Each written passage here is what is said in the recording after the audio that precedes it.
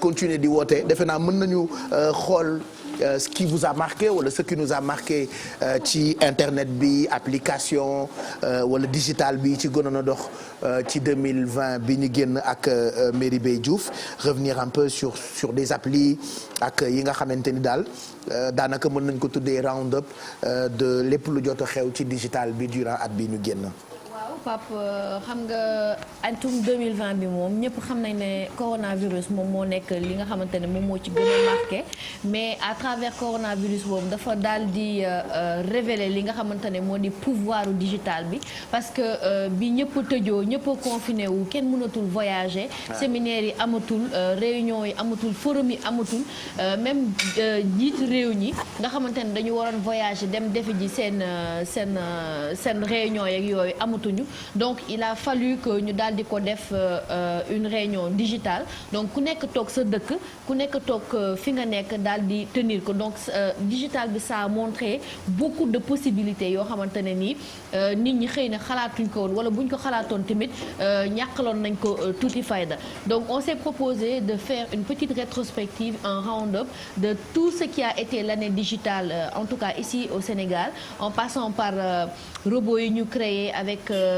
l'enfant qui a de 16 ans Saliou si je ne m'abuse Mohamed Saliou ñeneen ak ñeneen yi nga xamante ne créé woon nañu wala en tout cas apporté nañ ay début de solution pour dimbali li nga xamante ni moom mooy xeexu mbas mi di Covid-19 comme ni nga ko waxee sànq donc ñu seetaan élément bi te ñëwaat.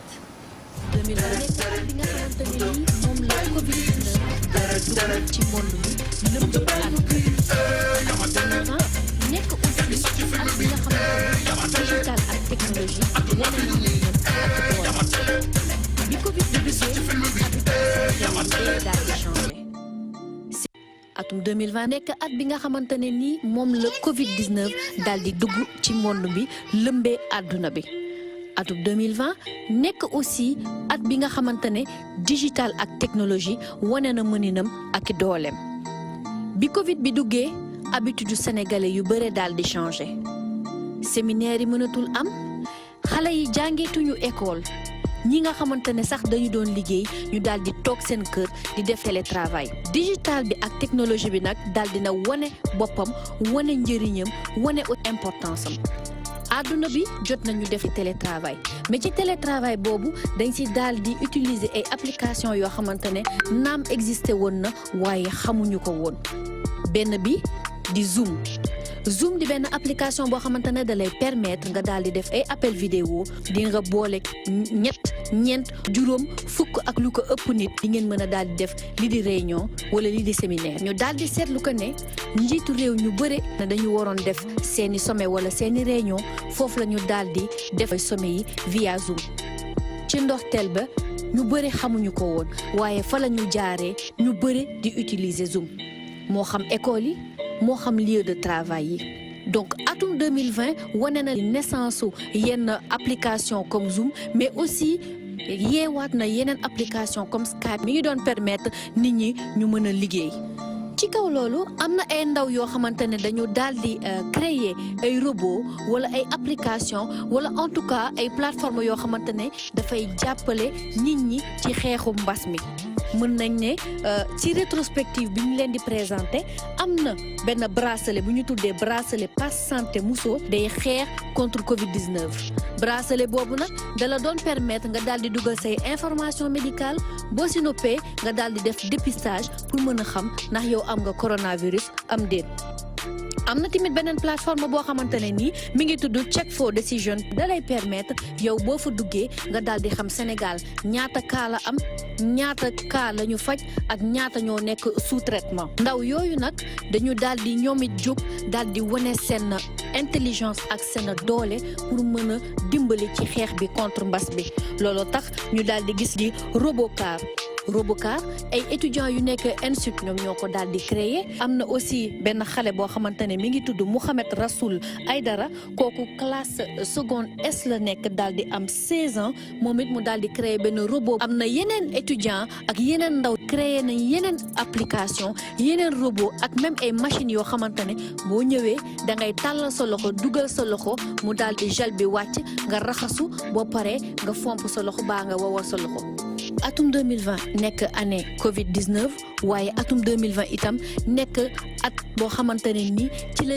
bii di réseau social TikTok daal di wane li dooleem ndaxte ba ñëpp nekkee seen kër tëju ku ci nekk da nga doon ut occupation bi ñëpp tëjoo itam école arrêté télé yi daan nañu def la télé à la maison ñu nekk fii suñu kër ci TFM daal di nañ def salle des profs ñu daal di joxe ay cours de français histoire géo en direct via la télé. ci kaw loolu am na yeneen application naam bokkul ci xeexu coronavirus bi waaye mi ngi dimbali quotidien wu sénégalais yi moo xam application Tektal di GPS africain la moo xam aussi beneen application Senbus nag nekk benn application boo xamante ne dafay dimbali ñi nga xamante ne ñoom ñooy faral di jël bus ñu xam seen ligne fu ñu toll ak bu dee tamit bus bi dafa daal di panne am déet. xaar ma dama lay yónni ca boutique ba nekk ma.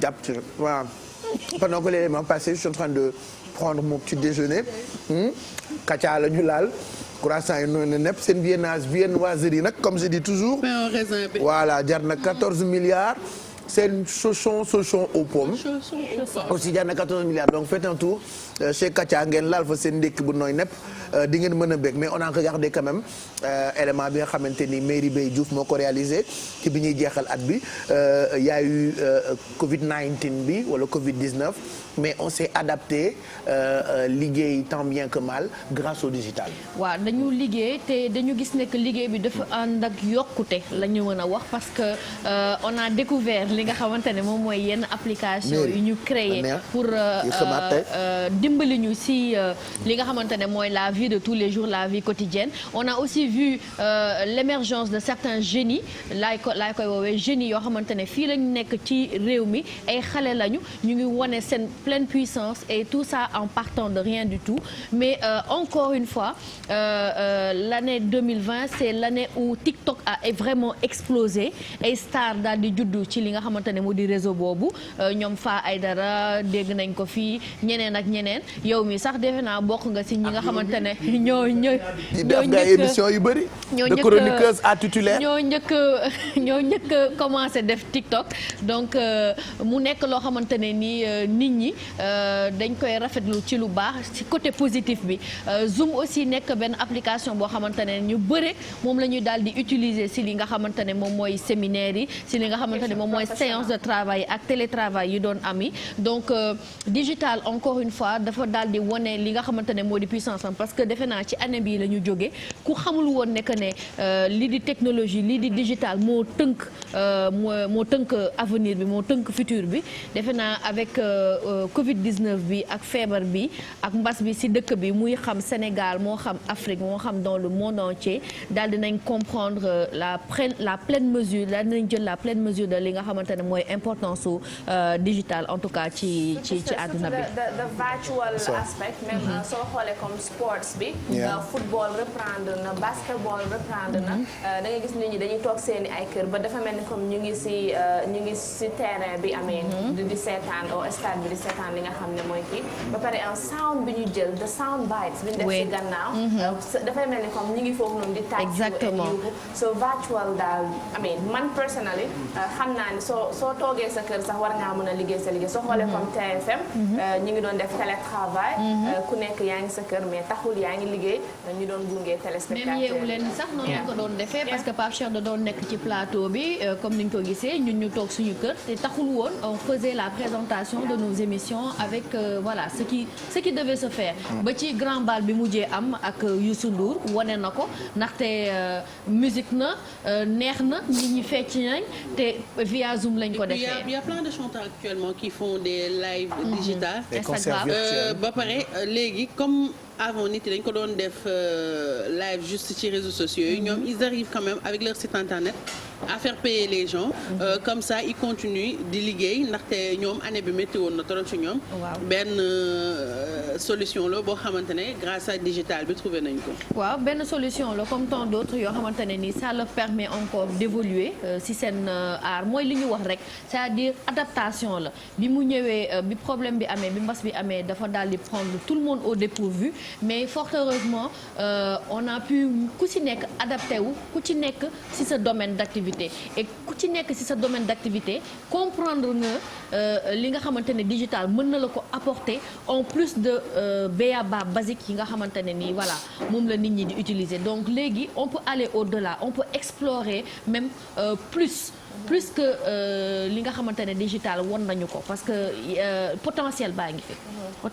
ngi fi donc quelque chose à exploiter là bon on verra ce que 2021 nous réserve en termes d'application en termes de technologie avec le vaccin ak yeneen dinañ xool lan moo ci mën a judd en tout cas coow li nga xamante ne ni moom moo xew pour l'instant mooy coowul WhatsApp.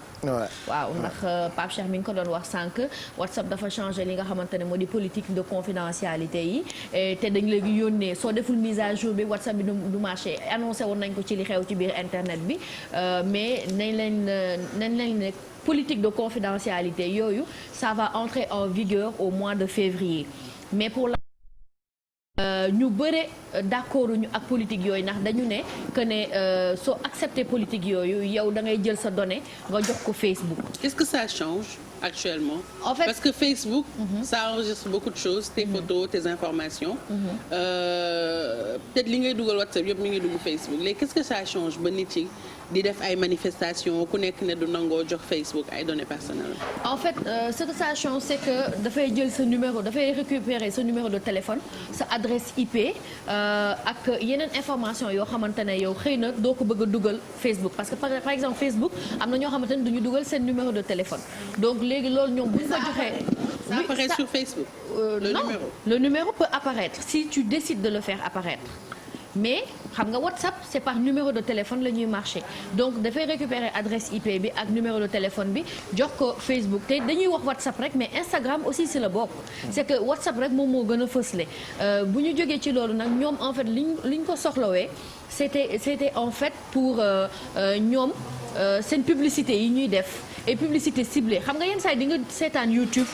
nga jékki-jékki am benn publicité bu jàll mais dañuy xool yow ci sa navigation voilà say données fan ngay faral di dugg est-ce que par exemple Awa dafay bëgg lu cosmétique est-ce que dafay bëgg fashion donc en général publicité ciblée yooyu ci fashion lañ koy def pour pousse la yow nga dugg yaa ngi comprendre mais am na ñu bëri ñoo xamante ne dañuy commencer douter wu ne est-ce que c'est juste pour ça est-ce que amul tamit leneen loo xamante ne ni làkku na ci gannaaw te waxuñu ko par contre am na benn communiqué buy circuler depuis démb boo xamante ne ñu ne waa WhatsApp ñoo ko wax ñu ne ñoom WhatsApp c'est toujours safe il ne partage pas de données sa position aussi duñ ko daal di joxe mais de toutes les façons dinañ xool. ils sont obligés parce que dans tous les pays actuellement ba ci Sénégal fii ñu ngi commencer di am bu baax ay politique yu am solo. ci wàllu données personnelles.